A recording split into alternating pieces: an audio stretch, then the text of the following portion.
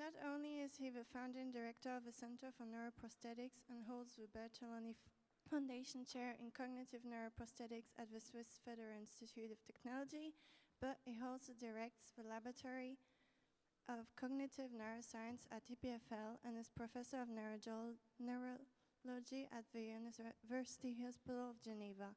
His name is Olaf Blanke, and his works include pioneering technology research in virtual reality and robotics that is dedicated to a control and enabling the complex subjective mental stage. And here's a question. How do you see the future of neuroscience, robotics, and virtual reality, and what is it, what you call experience engineering of body and self? Let's welcome Olaf Blanke on stage.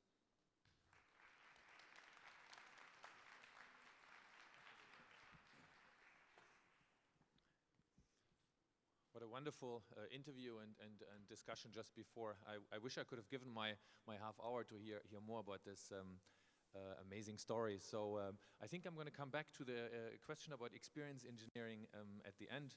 I think we have a lot of engineering disciplines like electronic engineering, mechanical engineering, computer engineering. I think experience engineering would be fascinating to actually get started with. Maybe I wait for the first slide. So there is going to be a change of a slight change in topics. So I'm going to talk about consciousness, something that is very dear to my heart, but we're going to keep a tight link to bodily processing. And in a second way, I'm gonna target those what you see at the bottom right. I'm gonna start talking about avatars, ghosts, and also thank you, out-of-body experiences. So those issues that are marked here. But why consciousness? I think consciousness, at least for me, is fascinating because on one side, in school already, but if we just take common knowledge, physics explains the material world. The universe, Earth, Geneva, myself, my brain, or my body and my brain. So there seems to be no space for subjective conscious experiences forming. On the other hand, something we are very convinced about. These are facts about our internal life, about our subjectivity, and they are confronted. There seems to be no place in our scientific account of the world for consciousness. And so that's a little bit illustrated here by this picture that we have this physical universe, and we are obviously fully part of this physical universe. However, there are these states, probably the most fundamental states about who we are, that are conscious. And so obviously this is not a new project or a new question. Just some of the heroes of philosophy, Descartes, Hume, but also John Locke, all have argued and questions, have put very good questions to the issue of consciousness. However, what I'm going to argue now, the last 20 years, consciousness has very much become an empirical scientific challenge. Of course, it is still a philosophical one, but it is also, and that's a scientific challenge, and of course brain science plays a big role. So how is consciousness normally studied in the brain? In psychology, neuroscience, and also computer vision recently. To give you one example here, and I'll have to be brief, but the squares of A and the square of B are actually the same level of gray or blackness or whiteness. There is no difference. However, the way this is arranged, and because you see there's a shadow here, our brain, or our conscious experience, if you want, is a different one. Clearly, they are perceived as consciously very different. A computer program, a general one, would just, or a physical analysis sees them exactly as the same. There's other illusions. Those two lines you're familiar with, maybe they're the same length. This is an invention from Geneva, actually, the Necker cube, and there seems to be a corner flipping from the back to the front, and so on. So there's many visual illusions, and they have been mapped. They have been mapped also to the brain. So this all seems to be very well, and this is actually how consciousness research has actually advanced and is advancing at the moment. However, I'm going to argue it's not enough. It's not enough to also account for the subject of experience. It's very much about what I am conscious of, for example, or a teacup over there. So it's the object of conscious perception. But what we're really interested in is the subject. It is me. It's my first-person perspective on the world of consciousness. So it's really this someone of consciousness. And of course, there's visual consciousness, auditory, tactile, gustatory. So this is to give you an idea how the scientist works. So we have mostly focused on this, but we have to go through all this. But I, in my life, don't have time to wait until all this is finished, and we as a society don't. I think we should target much more these issues of who is the one conscious? What is this entity, me in this case, for example, that has the impression to be looking out? Not what I'm looking at, but what's this entity, this thing that's looking out, and that's the subject of conscious experience. This is a painting or drawing by Escher that you see on this side, and it's very much in there. It's who is looking in that mirror, and not the mirror reflection or the hand that is holding it. So it's really this eye of consciousness that I'd like to study, and that consciousness research should study. But I think it's here that the body processing plays a role. Instead of visual processing or other types of external modalities, it's really bodily processing, interoception, breathing, touch, sensations, and movement that are fundamental. So how can we study this? I mentioned several illusions in the visual system. So what could be a self-conscious illusion? And I think Amy Mullen gave one example earlier when she talked about seeing her legs in the show in the mat, that she felt them to be part of her body. So the illusion that I'm going to show you here, the rubber hand illusion, is actually one of those illusions that allows you so that a brain of a subject perceives something of the external world as belonging to you. So I just play this video once.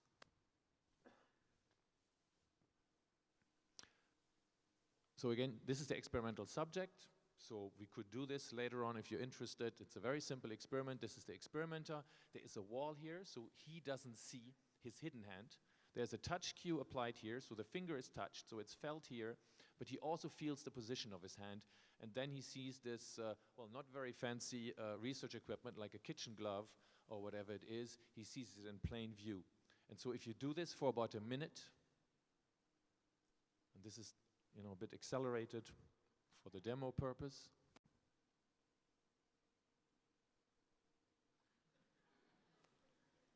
It's much better with sound, but so even scientists this is when scientists have fun, so this is as good as it gets. But I play it again because it's really important. So it's a trick that works in most of us. 1 minute of stroking can override, if you want, what you believe as being your hand or not. So this is the idea of ownership.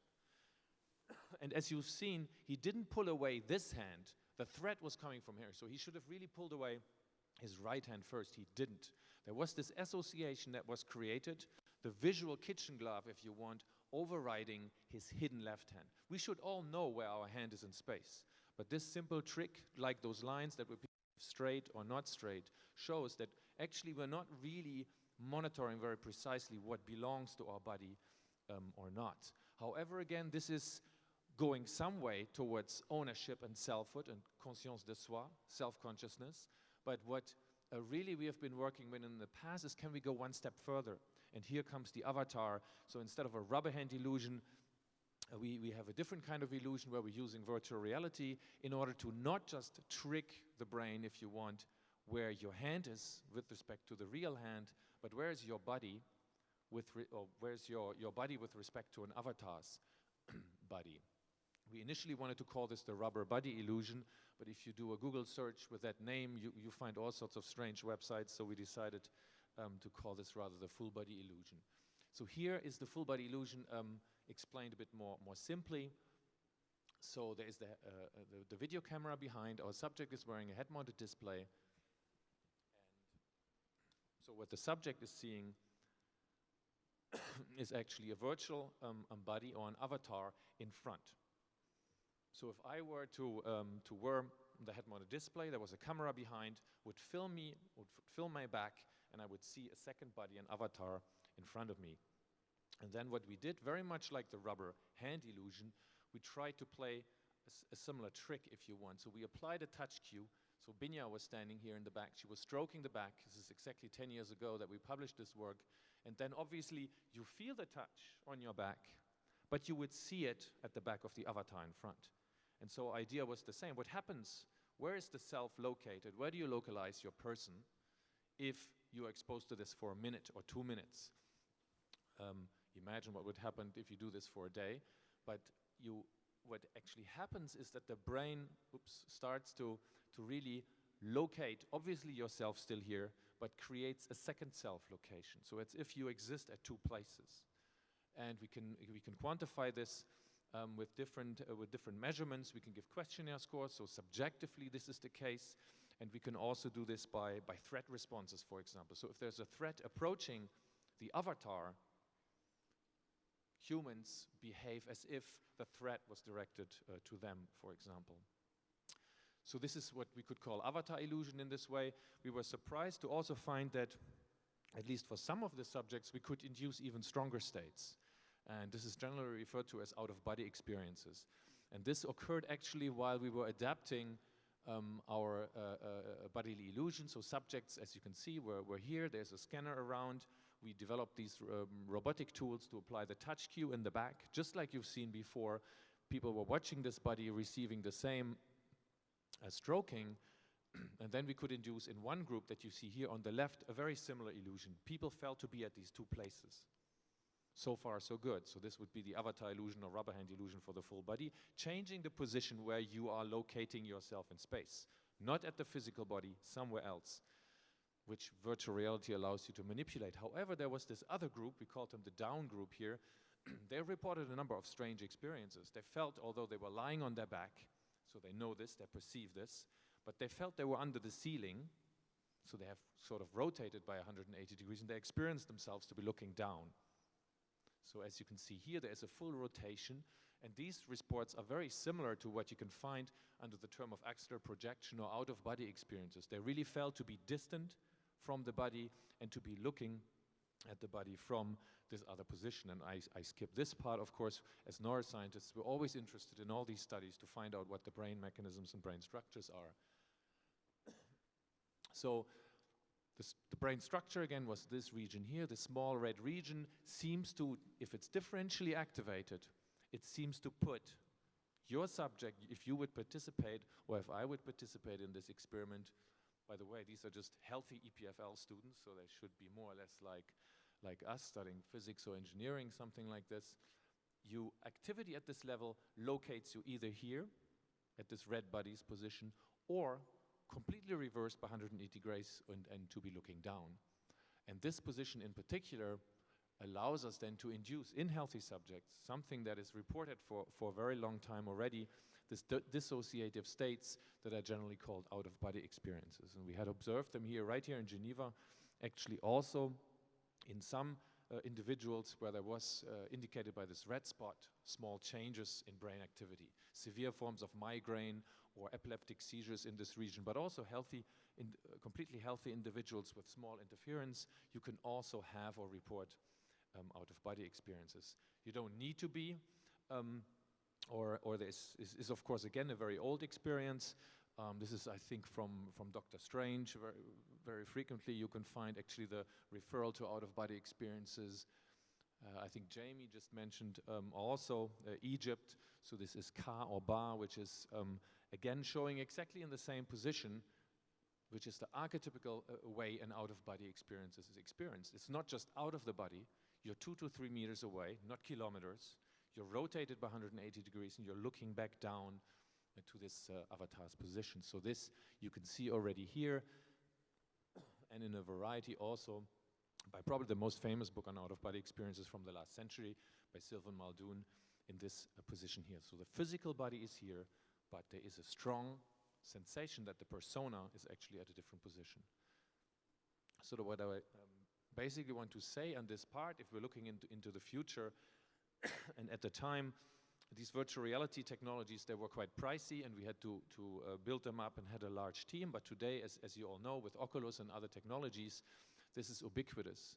So I think these are fascinating tools that allow to really experiment with consciousness, with a level of subjectivity, but in particular, we will maybe have them not just as intermittent sort of exposure technologies, but much more frequently can use them so that different forms of self-consciousness, if we project this in the future, could develop. There's a lot of other technologies that we're building up. I'll skip this. And of course, what's all this good for? Of course, we're scientists, so we want to understand how the brain deals. We want to give an explanation for some of these phenomena that account for these subjective experiences. We want to map out the brain systems. But in the lab, we're also interested, excuse me, to bring this technology, this virtual reality or augmented reality, to medical applications.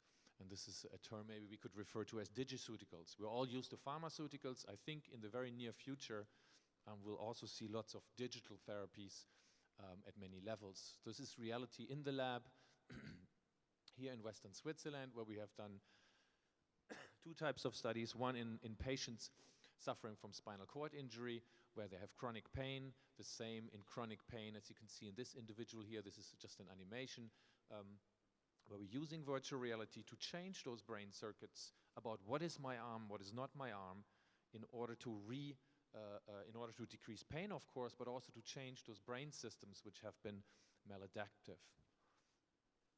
I will, for the reasons of time, go over this. This is Dennis, or briefly presented, very briefly. This is Dennis. He has lost his left upper extremity. He's wearing a bidirectional prosthetic limb, a bionic limb, an artificial limb. It's very different than the limb that Amy has just presented to you. There is even more technology in this limb than even the huge hair work that she has presented, because in addition, the arm has a lot of fine-tuning and of course sensory functions that ideally we'd like to recreate. And this is work by Silvestro Michera's lab. So these prosthetic limbs can actually feel and move individual fingers driven by control signals that Dennis is generating here. And this is done, for example, the sensation by pressure sensors that are in this fingertip, and that they activate or they write signals into the nervous system. So what we have done here, and I will go over this, is to also link virtual reality into this system so that certain stimulations can be completely matched, as you can see in this video here, can be completely matched to what a subject would feel. So each time in the virtual reality space that prosthetic limb would touch a tabletop, we could not only generate a feeling of touch, but we could also, like in the rubber hand illusion, give a visual sensation of touch, like you can see here. And so each time there is a certain touch cue here, we would also illuminate. So you can have prosthetic limbs, which are again not like recreating how the arm was before, but giving them also extra powers in the sense of illumination during dark. This is the last part, so I'm almost through, but I wanted to target yet a third phenomenon, ghost, or the sensation of being in the presence of another person without being able to really see that person. This has been throughout fiction. The 19th century, I think, has been particularly prominent in listing sensations. Guy de Maupassant, Le Horla, is a particular striking example of being almost haunted on a continuous way by somebody you don't see, but you are convinced that this person is there. There is, as I said, 19th century fiction. One account that I like very much is this. Is a book by Reinhold Messner. So he's the first, I think, who climbed all 10 mountains about 8,000 meters altitude without oxygen, and descending from Nanga Parbat, which you see in the back, he felt to walk. Of course, he felt himself, he felt his brother, but he felt a third climber going down with them. They were looking, and this is what you see in red, they were looking for this person. Each time he turned, there was nobody there, but he moved his head forward, and again, there was the sensation that they were not alone, the two of them. So it's obviously very unlikely that 8,000 meters above sea level, there is yet another person all of a sudden appearing, but it was, again, this convincingness. And I think this is what is so striking about these ghost sensations. No matter how much knowledge you have that nothing could possibly be there, you are convinced, or your consciousness tells you actually that somebody else is there. And what actually the research that I just very briefly going to describe to you on the next two slides has actually shown, just like out-of-body experience and avatar illusions, it's actually also one of these phantom bodies or phantom persons that your own body representation, your subjectivity can generate, but there is an error in the processing, if you want, about yourself leading to the sensation, well, if it's not you that is projected at the wrong spot, it must be another person. And so this is, again, sort of a prediction that the brain is pushed to make, and this can account for many ghost sensations and feeling of a presence in this case. Again, this is partly done by neuroscience work, where interference with this region here on the left, notice the out-of-body experience was on the right, this is a similar region on the left. And when you induce this, you really could, and this is one patient from Geneva where this was observed, that this ghost-like presence, like a shadow, was actually sharing or having exactly the same position like this young patient or individual at the time. And each time we changed the position, the presence, or the ghostly presence, if you want, also would change position. Again, the important take-home message is here that whether it's a ghost sensation, the out-of-body experience, or the avatar illusion, to being located at two positions, there's always technology-mediated changes in how the brain, or spontaneous changes, how the brain represents our own body in space. Trying again to bring this to the lab, so we had these full-body illusions to understand out-of-body experience better. Here, what we were doing is build a robotic device that you can see here. So if you want, this is a way of not being able to follow Messner all the way to 8,000 meters and monitor these changes. Of course, impossible at this altitude. Here, using these signals, we can induce, again, like in the rubber hand illusion, the avatar illusion, ghost-like sensations, the sensation that there is somebody else in the room, although there is nobody there. In the research lab, we can maybe go back to this in the discussion session, and again, we see this here also at the level of brain signals. Something that was very surprising to me is also, I learned, for example, that Parkinson's disease is a motor disease.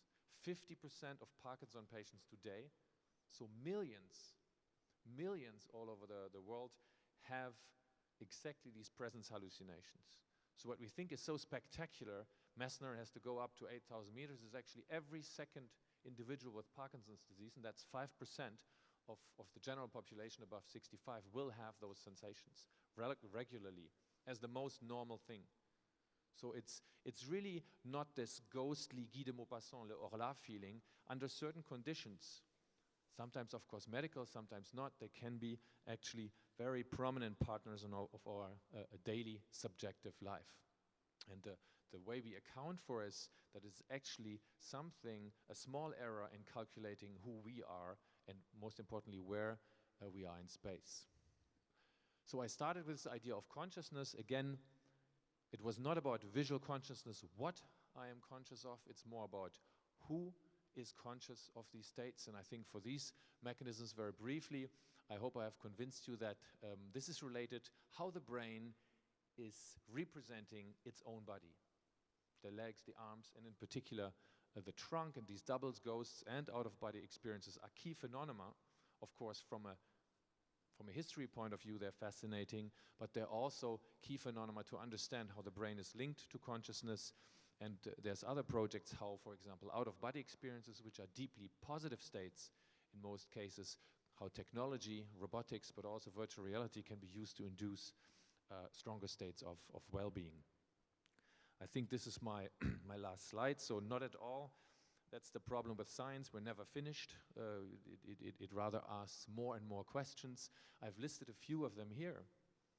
Why, or can we be sure, or other species, other animal species, are they conscious?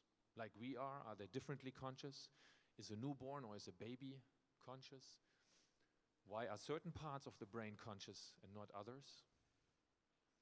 Is there a certain very specific system, whenever this is activated in a certain way, we are conscious? I think a question, again, looking into the future, if we understand or have a good understanding how the brain generates consciousness, and I think we're still a bit far away from it, could we create subjective experiences of consciousness in a machine? And of course, we would all say, no way, this is never going to happen. But once you have a system that is understood to a certain degree, then it could theoretically also be implemented in a machine, at least partly.